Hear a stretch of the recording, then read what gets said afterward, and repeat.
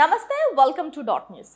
చిన్నతనంలో పసిపిల్లలు అన్నం తినకుండా మారం చేస్తుంటే బాబాయ్ బూచోడొస్తాడు పట్టుకుపోతాడు అంటూ తల్లులు పిల్లలను బెదిరించి అన్నం తినిపించేవారు.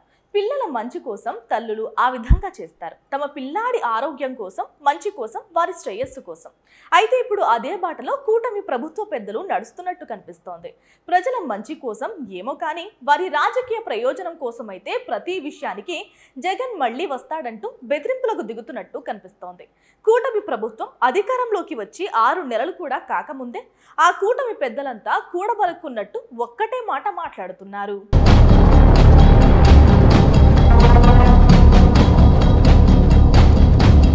అవును, మళ్ళీ జగన్ వస్తే అంటూ టీడీపీ నేతలు మాట్లాడుతున్న మాటలు చూసిన సామాన్యులకు చిరాకేస్తోంది. ఏమిటి వీళ్ళు ప్రజలంతా ఏకమై బ్రహ్మాండమైన తీర్పు ఇచ్చి పాలన చేయమని ప్రోత్సహిస్తుంటే చేతకాని వాళ్ళ మళ్ళీ జగన్ వస్తే అంటూ చిరాకు మాటలు మాట్లాడుతున్నారనే భావన సర్వత్రా ప్రజల్లో వ్యక్తమవుతోంది. ఏదో కింది స్థాయి నాయకులు మాట్లాడారంటే ఏమో అనుకోవచ్చు, కానీ అధికారం అంతా కేంద్రీకృతం చేసుకుని అధికారాన్ని అనుభవిస్తూ తాము చేయాల్సింది చేయకుండా జగన్ని భూతంలా చూపుతూ కాలం వెళ్లదీయడానికి వీళ్ళు చూస్తున్నారా అనే సందేహాలు పలువురిలో వ్యక్తమవుతున్నాయి.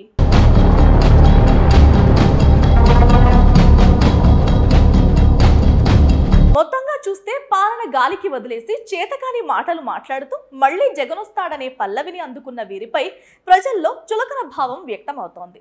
సాక్షాత్తు సీఎం చంద్రబాబు నాయుడు కుమారుడు విద్యాశాఖ మంత్రి నారా లోకేష్ మాట్లాడుతూ మళ్లీ జగన్ రాడంటూ బాండ్ రాసిమ్మని పారిశ్రామికవేత్తలు అడుగుతున్నారని చెబుతున్నారు. దీని అర్థం ఏమిటి? ఏమని దీన్ని అర్థం చేసుకోవాలి? ఆయన మాటలు ప్రజలు ఎలా అర్థం చేసుకుంటారు? మళ్లీ జగన్ రాకుండా చూసుకునే పని ఎవరిది? ఆ పని లోకేష్ చేతుల్లో ఉందా లేక ప్రజల చేతుల్లో ఉందా అనే ప్రశ్నలు ఇప్పుడు పుట్టుకొస్తున్నాయి. మాటి మాటికి జనాలను జగన్ పేరుతో బెదిరిస్తే ఏదో రోజు అది తిప్పి కొడుతుందనే సంగతిని పాలకులు మరిచిపోకూడదనే టాక్ అయితే ఉంది. మరి కూటమి నేతలు ఎంత మేరకు జనం మన్నన పొందుతారో చూడాలి.